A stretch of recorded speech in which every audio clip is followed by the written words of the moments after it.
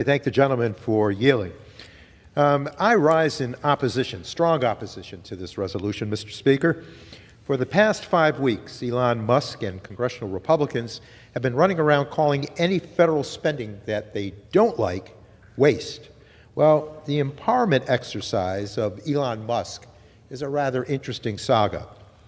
A person that did not have a background check, that was not confirmed or had a process of approval through the United States Senate, and is functioning through a ghost agency of government oversight of efficiency, is now like the determinant to go forward and reduce government in a way that's not utilizing the strength of inspectors general or institutional memory that can best guide the academics to do that with the greatest degree of efficiency. Gentleman will suspend.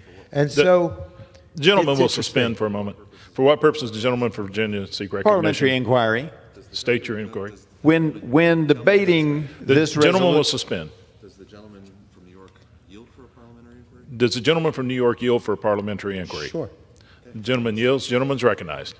when debating this resolution, is it House J-Res 35? Is it appropriate to discuss superfluous matters to the matter at hand currently on the floor? Under Clause 1 of Rule 17, remarks in debate must be confined to the subject under debate, in this case, the pending legislation. Sure. Thank you, Mr. Speaker.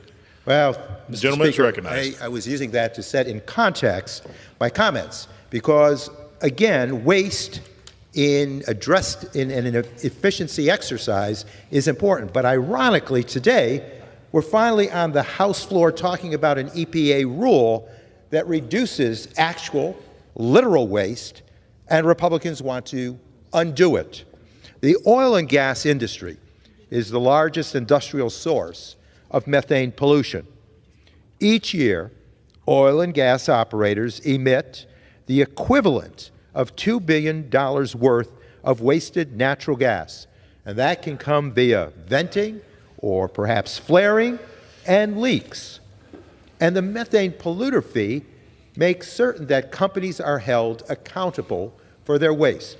So yes, this is an effort to provide for efficiency for the general public, because methane waste is not only exacerbating climate change, it is also bad for Americans, especially through their energy bills. You see, consumers still pay for natural gas that is wasted, but this resolution will let those polluters off the hook. It also hurts American companies that are innovating new technologies that enable leak detection and repair and create whole new pollution reduction industries. These new technologies are turning waste into economic value, all while protecting our environment. And I would suggest that that is an exercise we should all embrace. But oil and gas industry polluters aren't willing to take meaningful mitigation actions voluntarily if it eats into their bottom lines. It is why we have historically enacted environmental laws to make sure polluters pay for the damage that they do to the public. And the methane polluter fee is the next chapter of that environmental success story by incentivizing companies to perform leak detections and repairs that provide high-quality and good-paying jobs that employ thousands of Americans across our great country. We should be holding polluters accountable, lowering energy costs for hardworking Americans, and supporting new domestic industries.